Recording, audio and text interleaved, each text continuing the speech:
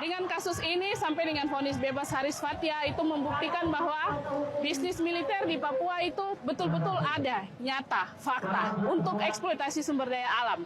Supaya publik Indonesia itu belajar untuk kasus Papua, jangan dapat berita sedikit-sedikit saja. Jadi mereka harus tahu bahwa dropping militer yang sangat besar ke Papua itu dalam rangka kepentingan ekonomi bisnis. Dan sidang ini membuktikannya, dan itu membawa kebaikan, itu membawa bukti bahwa apa yang orang Papua bicara itu terbukti pada sidang ini. Begitu, Kak. Jadi proses persidangan ini sebenarnya menjadi pelajaran yang sangat penting bagi kita orang di Papua. Karena yang kita saksikan tiap hari di kampung-kampung adalah ada militer yang datang, kemudian ada kontak senjata antara militer dengan orang atau organisasi yang juga pegang senjata TPNPB, kemudian ada orang-orang yang harus keluar dari kampungnya, tapi ada proses tambang yang berjalan tanpa orang Papua pemilik tempat itu betul-betul sadar apa yang sedang terjadi di wilayahnya, bahwa ada dropping pasukan yang sangat besar itu sebenarnya untuk mengamankan areal pertambangan. Itu kita sama sekali tidak mengerti, kita tidak tahu, kita hanya tahu bahwa ini karena dinilai tidak aman, makanya pemerintah Indonesia kirim militer banyak-banyak ke sini.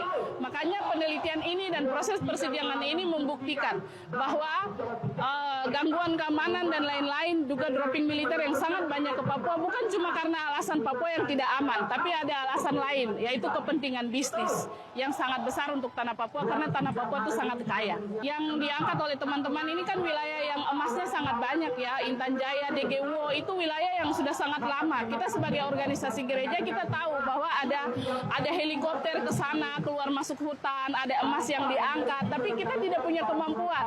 Bagaimana cara melawan ini, melawan sistem yang mencuri emas, legal maupun tidak legal, itu kita tidak punya kemampuan sampai ke situ, di Sungai DGWO dan sekitarnya.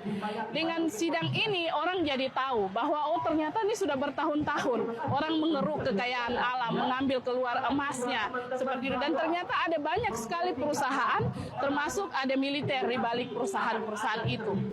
Yeremia, almarhum Yeremia, ya saya yakin dia lagi bersyukur di sana karena hari ini terbukti bahwa yang dia bilang bahwa ini militer di sini untuk kepentingan apa, kita tidak punya ini untuk kepentingan mengamankan, itu terbukti dalam proses hari ini. Dan karena wilayahnya yang kaya akan emas lah, membuat keluarganya menjadi korban, keponakannya diculik dan dia sendiri mati dibunuh. Ya, saya pikir yang paling masalah adalah orang-orang serakah di Republik ini, Kaleksi, orang-orang yang sangat serakah, dan celakanya orang-orang serakah itu adalah mereka yang punya kekuasaan, mereka yang punya jabatan, mereka yang punya kuasa, dan itu semakin memperparah kita, apalagi masyarakat adat yang hanya bisa bilang ini tanah saya. Kalau mau ambil kekayaan, bunuh saya, hanya bisa seperti itu. Dan kalau orang di Papua dibunuh hari ini karena mempertahankan tanahnya, orang di Jakarta tidak tahu. Itu fakta-fakta yang sangat jauh dari kenyataan publik Indonesia.